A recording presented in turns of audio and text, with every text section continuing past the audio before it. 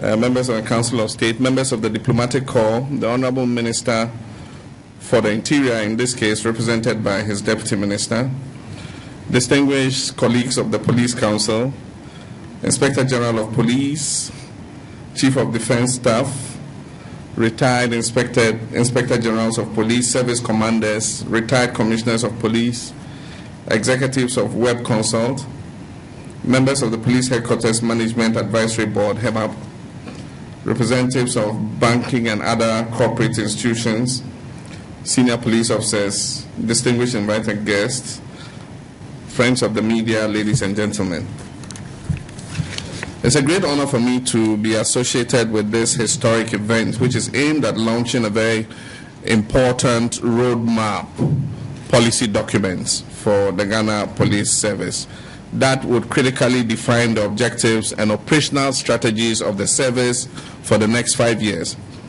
As we are all aware, our country's constitutional and democratic governance system imposes upon the Ghana Police Service the need to adopt the much-cherished democratic policing principles and international best practices in policing, which place a high premium on the respect and protection of fundamental human rights and freedoms. It has therefore become incumbent upon the Ghana Police Service to re-engineer itself through effective strategic planning in order to redefine its strategies to be consistent with these new international standards for the service to continue to be relevant and respected both nationally and internationally. Mr. Chairman, it is in this connection that I take this opportunity, first of all, to thank members of the Police Council and the Police Administration for taking the bold and laudable initiative to draw up the 5-year strategic national policing plan for the period 2010 to 2014. And as was said by the IGP, initially this plan, the initiative for this plan was started by the former Police Council, chaired by the late BJ Darocha of blessed memory. And this plan was taken up by the new council and was revised and is being launched today. So I wish to commend both councils for the work that they have done. I also wish to join the Inspector General of Police to particularly acknowledge the invaluable contributions by Professor T.B. Reko of Web Consult, a renowned academic and former Director General of the Ghana Institute of Management and Public Administration, GIMPA, who led a team of management consultants to work in close collaboration with the various departments and units of the police service in the development of this document. Before I proceed to formally launch the document, I would like, on behalf of government and the good people of Ghana, to commend the Ghana Police Service, the Police Administration, and other security agencies for the work they have been doing in keeping this country relatively peaceful and secure. What is even commendable is the fact that personnel of these security agencies work under very serious constraints and challenges. These include inadequate personnel to effectively and efficiently police the ever-increasing population, inadequate office and residential accommodation for officers and men, lack of basic infrastructure at the various police training schools, leading to the absence of sustained in-service training, obsolete communications gadgets, and inadequate transport and logistics, among others. To put this into perspective, let me illustrate with just one example, which I'm sure you've heard before, in order that we appreciate the need to be considerate when our police officers, men and women, sometimes make unintentional mistakes. Internationally, the average police population ratio is 1:500 of the population, but in Ghana, 1:1,500 of the population.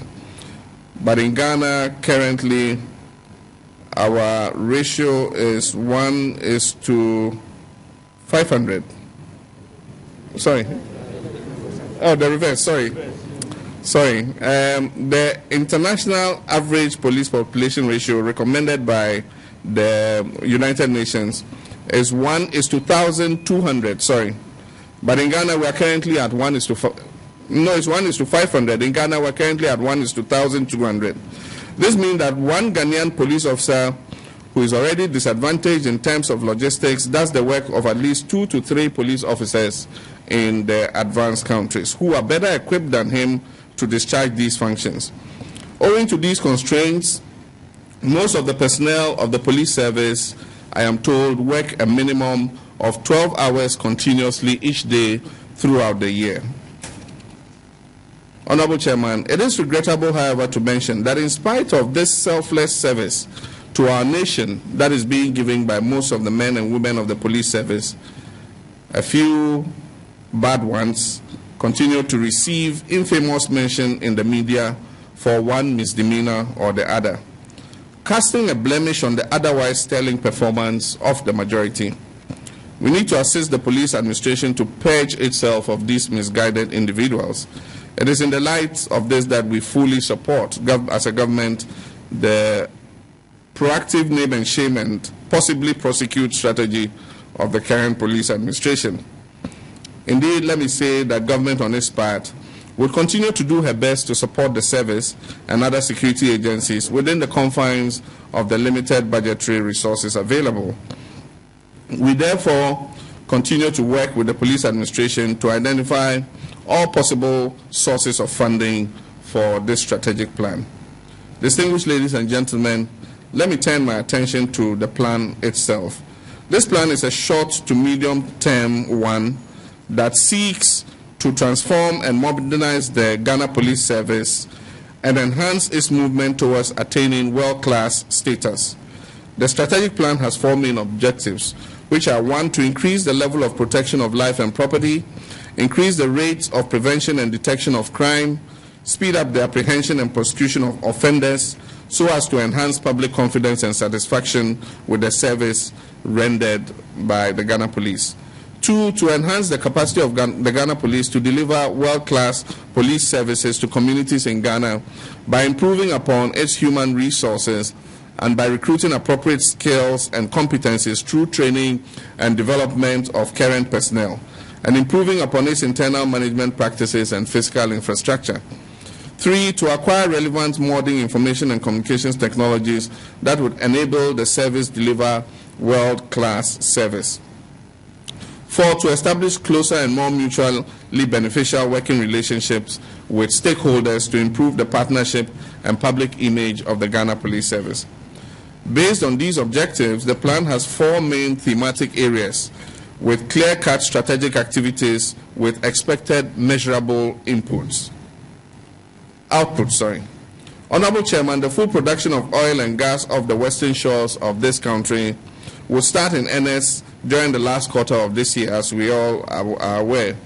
Realizing the security implications occasioned by the presence of high-value personnel, equipment and facilities from across the world within our shores, the police administration has made adequate provision in the plan to accommodate this new development. Already a developed set of processes for training and deploying specialized units to provide safety and security for the industry are in place. This setup has been designed after well-researched strategic work undertaken by the police service in partnership with stakeholders in the oil industry. Government is aware of the fact that the police administration, with the support of the Police Council, has already started implementation of this plan within its financial capability. In fact, the financial component of the plan, which covers logistics, infrastructure, supplies, equipment, etc., is estimated at about $1.9 billion. Government is already providing some of the resources to finance this plan. Money has been provided in this year's budget for the completion of all ongoing or abandoned police projects across the country. This will make for more office space and accommodation for the men and the women of the service. Work is currently ongoing on a new forensic and ballistics lab for the police service to improve their capacity for crime detection. Government is also supporting the setting up of a modern DNA and fingerprinting databases for the service to also improve on crime detection. Equipment in the form of communications and vehicles are also being provided for the service. And government will continue to work with the police administration to increase not only the number, but also the quality of police officers that are recruited to meet the UN recommended targets. Mr. Chairman, distinguished invited guests, ladies and gentlemen, having come this far, it is now my singular honor and privilege to formally launch the 5-year strategic national policing plan for the period 2010 to 2014.